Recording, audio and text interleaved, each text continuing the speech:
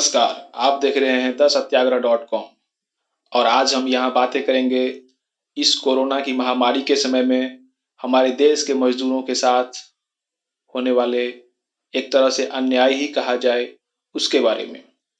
सबसे पहले हम सोशल मीडिया और इंटरनेट पे मौजूद बहुत सारे फोटोज, वीडियोस आदि में से कुछ देखते हैं। चलिए देखते हैं।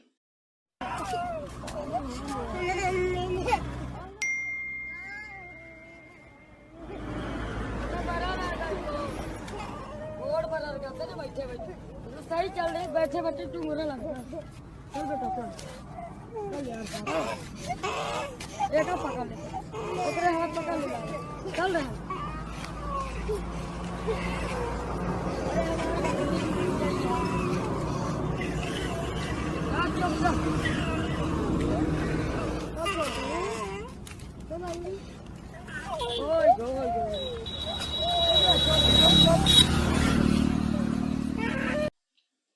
हम सभी जानते हैं कि अभी पूरा विश्व कोरोना महामारी की चपेट में चल रहा है।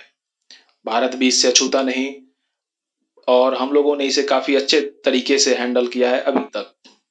परंतु कुछ सवाल ऐसे हैं जिनका जवाब जानना जरूरी हो जाता है।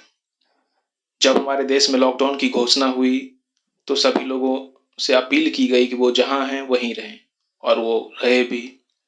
काफी लोगों की नौकरियां गईं और खास करके ऐसे लोग जो मजदूर हैं, जो असंगठित क्षेत्र में काम कर रहे हैं, जिनकी अस्थायी रोजी रोटी नहीं है, और ऐसे लोग महानगरों में, शहरों में अपने गांव घर को छोड़कर, परिवार को छोड़कर वहां रोजी रोटी कमाने की तलाश में चले जाते हैं। ऐसे लोगों की नौकरियां गई क्योंकि फैक्ट्री बंद हो गए, मालिकों ने काम देना बंद कर दिया और वो कहाँ से उन्हें पैसा दें और कहाँ से उन्हें काम दें। तो उन मजदूरों के सामने वहां रहने के लिए, खाने के लिए, भाड़ा देने के लिए, इलाज कराने के लिए बहुत सारी समस्याएं उत्पन्न हुई। इससे उकताकर बहुत सारे लोगों ने सोचा कि क्यों ना हम अपने गांव जाएं, अपने गांव की तरफ चले जाएं, जहां पे कम से कम अपने परिवार और बाकी सदस्यों के साथ मिलकर किसी तरह से गुजारा तो कर लेंगे। जिन शहरों को, महानगरों को इन मजदूरों ने अपने हाथों से बनाया, बसाया, वहां के लोगों की गंदगियां साफ की, ऐसे काम किए जो कोई अन्य व्हाइट कॉलर जॉब करने वाला शहरी व्यक्ति नहीं करता। उन मजदूरों को जब बहुत दिक्कतों का सामना करना पड़ा तो उन्होंने वापस अपने घर, अपने गृह राज्य जाने का फैसला किया। केंद्र सरकार बाकी सभी राज्य सरकारों के साथ मिलकर समन्वय बनाकर बहुत ही अच्छे तरीके से इस लॉकडाउन की शुरुआत की उन्होंने और फिर सभी के लिए काम किया। जैसे कि मजदूरों को क्वारंटाइन सेंटर में रखने का फैसला हो या फिर उन्हें बहुत सारे कैंपों में रखने का फैसला हो। परंतु प्रश्न उठता है कि जो लोग अपने घर वापस जाना चाहते हैं शहर की दुश्वारियों से, इस कोरोना काल के बहुत सारे मुसीबतों से घबरा कर, जिनके पास खाने को भोजन नहीं, खर्चने को पैसा नहीं, न ही किसी अन्य तरह के साधन यथा गाड़ी, अपनी गाड़ी, बाइक वगैरह उपलब्ध नहीं है और चलने की अनुमति भी नहीं है, उन लोगों के लिए हमारी सरकार ने श्रमिक स्पेशल ट्रेनों की घोषणा की। परंतु इसका लाभ सभी को नहीं मिल सका क्योंकि अभी हम अपने सोशल मीडिया पे, इंटरनेट पे, वेबसाइटों पर ये देखते हैं कि बहुत सारे हमारे मजदूर भाई, कोई साइकिल से, कोई पैदल ही, कोई साइकिल पर अपनी पत्नी और एक छोटे से बच्चे को बैठाकर चला रहा है, घर जा रहा है। कुछ लोग रोटी, सामान बांधकर और एक ग्रुप बनाकर पैदल ही अपने घरों की ओर रवाना हो रहे हैं और ऐसा हो रहा है। आप प्रतिदिन देख सकते हैं कि ऐसा हो रहा है। इस सब के बीच हम देखते हैं कि विभिन्न राजनेता या राजनीतिक पार्टियां अपने वक्तव्य देते हैं। कोई कहता है कि हम ट्रेनों का भाड़ा दे देंगे मजदूरों के लिए, तो फिर वक्तव्य ये भी आता है कि मजदूरों से भाड़ा नहीं लिया जा रहा।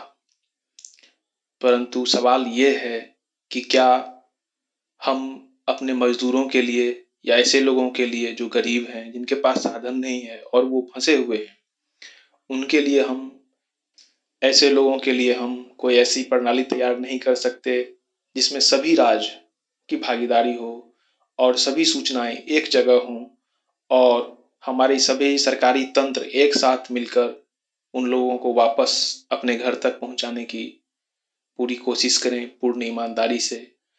और वो ईमानदारी सिर्फ कहने भर से नहीं होती। जब तक वो मजदूर सड़क पर चलते रहेंगे, उनके पैरों से छाले निकलते रहेंगे और वो पुलिस के द्वारा, कभी प्रशासन के द्वारा रोके जाते रहेंगे, कभी पीटे जाते रहेंगे, तब तक उस ईमानदारी पर विश्वास कैसे किया जा सकता है। अगर कोई दिल्ली से, कोई लुधियाना से, कोई पंजाब से साइकिल चलाकर बिहार जा रहा है या उत्तर प्रदेश जा रहा है या फिर पैदल ही महाराष्ट्र से घर जा रहा हो अपने बिहार या उत्तर प्रदेश या किसी भी राज्य में, तो हम कैसे यकीन कर सकते हैं कि सरकारें जो काम कर रही हैं वो ईमानदारी से कर रही हैं। क्या बात गरीब की है, क्या बात मजदूर की है, सिर्फ इसी वजह से उनको ऐसे ही छोड़ दिया गया है। या फिर ऐसे नहीं छोड़ा गया तो क्यों लोग सड़कों पे पैदल चल रहे हैं। ट्रेनों का इंतजाम किया गया तो क्या कारण है कि विभिन्न राज्यों के बीच समन्वय का अभाव दिख रहा है। मुख्यमंत्री शिवराज सिंह चौहान कहते हैं कि महाराष्ट्र में बढ़ने वाले एमपी के मजदूरों के परिवार को आर्थिक मदद दी जाएगी। क्या ये आर्थिक मदद उनको तब नहीं दी जा सकती थी जब वो जिंदा थे और अपने घर वापस आने के लिए पैदल जहां भी थे वहां से रोटी और चटनी के साथ निकल पड़े कि आगे कोई ट्रेन है किसी स्टेशन पे और वहां से हम लोगों को वो ट्रेन मिलेगी तो हम लोग अपने घर पहुंच जाएंगे। और बाद में चलते चलते जब वो उन्हीं ट्रेन की पटरियों पर सो गए और ट्रेन के द्वारा कुचले गए, तभी जो हम उनकी मदद करने को आगे आ रहे हैं। क्या इस पे हमें पुनर्विचार नहीं करना चाहिए? क्या कोई साइकिल चलाकर और उस पर अपनी पत्नी और एक बच्चे को बिठाकर पंजाब से, महाराष्ट्र से, लुधियाना से, दिल्ली से बिहार जाने के लिए यूं ही तैयार हो जाता?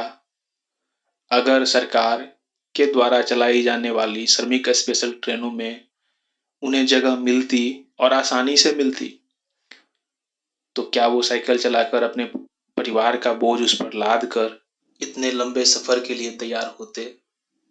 कुछ लोगों के पास तो साइकिल है, कुछ लोग तो ऐसे हैं जो पैदल ही जा रहे हैं। एक वीडियो सोशल मीडिया पे वायरल हो रहा है जिसमें एक छोटी सी बच्ची अपने परिवार के साथ पैदल जा रही है और उसे चला नहीं जा रहा क्योंकि उसके पैरों में दिक्कत है। शायद फोड़े होंगे, चलते चलते फोड़े हो गए होंगे और वो लंगड़ा कर चल रही है। एक और वीडियो है जिसमें एक गरीब परिवार रोड पर बैठा हुआ है। ये वीडियो यूपी का है और प्रशासन के द्वारा जो छिड़काव किया जा रहा है कीटनाशी का, वो छिड़काव उन पर भी किया जा रहा है, उस गरीब परिवार पर। क्या वो गरीब हैं? क्या वो मजदूर हैं? क्या उनके पास कोई साधन नहीं है? क्या वो ट्विटर पे ट्वीट नहीं करते, इंस्टाग्राम पे अपनी फोटो नहीं लगाते, किसी हैशटैग के समर्थन में नहीं आते? उनकी आवाज कोई नहीं सुनता, सिर्फ इसीलिए हम उन पर जीवाणुनाशी का छिड़काव कर देते हैं और बाद में गलती मान लेते हैं। मुझे सिर्फ ये समझ में नहीं आता कि सभी राज्यों के एक साथ आगे आने से और केंद्र के साथ मिलकर इस महामारी के समय में एक सेंट्रलाइज्ड व्यवस्था, जिससे सभी माइग्रेंट लेबरों का या ऐसे लोग जो विभिन्न जगहों पर फंसे हुए हैं उनको वापस अपने घरों में पहुंचाने का कोई एक केंद्रीय प्रणाली क्यों नहीं आगे आती और उन लोगों को क्यों पैदल जाना पड़ता है। सच कहें तो इस कोरोना काल में मजदूरों के लिए चौतरफा मार पड़ी है और जो गरीब है, जो लाचार है, उस पे कोरोना की मार तो पड़ी ही है, साथ ही उनकी आर्थिक रूप से कमर भी टूट चुकी है। वो गांव जाएंगे तो फिर खाएंगे क्या? उनके लिए नौकरियों की व्यवस्था करना, समुचित रूप से उनके लिए सारी व्यवस्थाएं करना तो दूर की बात है। हमारी सरकार या हमारे पूरे देश में विभिन्न राज्य सरकारें भी ऐसी हो चुकी हैं कि जो अपने शहरों में मौजूद अपने मजदूरों को वापस उनके घरों तक नहीं पहुंचा पा रही। यहाँ पर इसके समाधान के लिए क्यों न एक केंद्रीयकृत प्रणाली हो और सभी राज्य उसमें सहभागी हों और हमारे सरकार के विभिन्न अधिकारी लोग मजदूरों का रजिस्ट्रेशन करें, उनका पूर्ण रूप से विवरण वहाँ मौजूद हो और किसे कहाँ कब जाना है उसे वह बता दिया जाए और फिर सुरक्षित सकुशल उनकी स्क्रीनिंग करने के बाद उन्हें वापस अपने घरों को भेजा जाए। बातें ये भी चल रही हैं कि अगर सभी मजदूर वापस अपने गृह राज्यों में चले जाएंगे तो शहरों के उद्योग धंधे चौपट हो जाएंगे। बातें तो सही हैं, पर अगर कोई जाना चाहता है, अगर कोई नहीं रहना चाहता है, अगर कोई शहर में नहीं रहना चाहता, वो वापस अपने घर जाना चाहता, तो क्या हम उसे रोक सकते हैं?